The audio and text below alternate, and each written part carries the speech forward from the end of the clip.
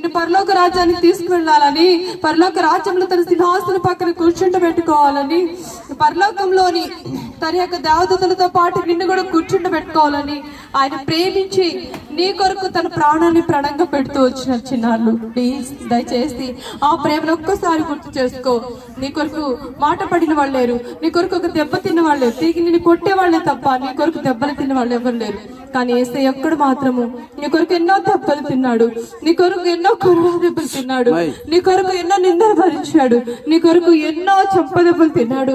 అరిచేతుల్లో కొట్టారు, ఆయన గుద్దారు, అపహసించారు, నిందించారు, అవమానపరిచారు, అన్ని భరిస్తూ వచ్చిన చిన్నారులు ఆయన ప్రేమను గుర్తెరగండి. ఒకరోజు ఆయన చనిపోయి సమాజం తిరిగి లేచి ఆయన ఆరోహణమై వెళ్ళిపోయాడు.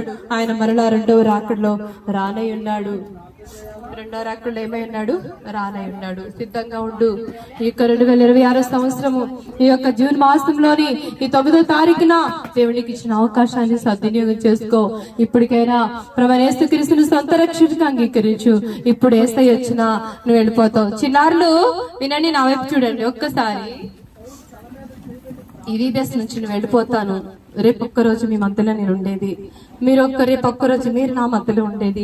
ఆంటీ వాళ్ళు మనందరం కలుసుకునే రేపు ఒక్కరోజు. ఈ లోపు నెక్స్ట్ ఇయర్ అంటామా దేవుని చిత్తం, మనం బ్రతుకుంటామో లేదో తెలియదు, నేను బ్రతుకుంటానో లేదో నాకైతే తెలియదు.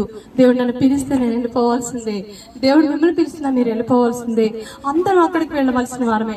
ఎవరైతే పరిశుద్ధంగా పవిత్రంగా నీతిగా జీవిస్తారో, ఎవరైతే తమ పాపములు ఒప్పుకొని విడిచిపెడతారో, ప్రభువైన యేసుక్రీస్తు నిజమైన దేవుడు, సొంత రక్షకుడు, నిజమైన దేవుడని సొంత రక్షకుని అంగీకరిస్తారు, వాళ్ళకి దేవుని రాజ్యం ఉంటుంది. అప్పుడు నేను పరలోకం వెళ్ళినా మీరు కూడా నాతో పాటు పరలోకంలో మనందరం ప్రభుత్వం ఆనందిస్తాము, సంతోషిస్తాం. అప్పుడు మనకి ఏ VBS అవసరం లేదు, ఏ మీటింగ్స్ అవసరం లేదు, ఏ KG క్లాసులు ఉండవు, ఏ సీనియర్ క్లాస్ జూనియర్ క్లాసులు ఉండవు. అక్కడ సూర్యుడు ఉండదు, చంద్రుడు ఉండదు, దుఃఖం ఉండదు, బాధ ఉండదు, వేదన ఉండదు.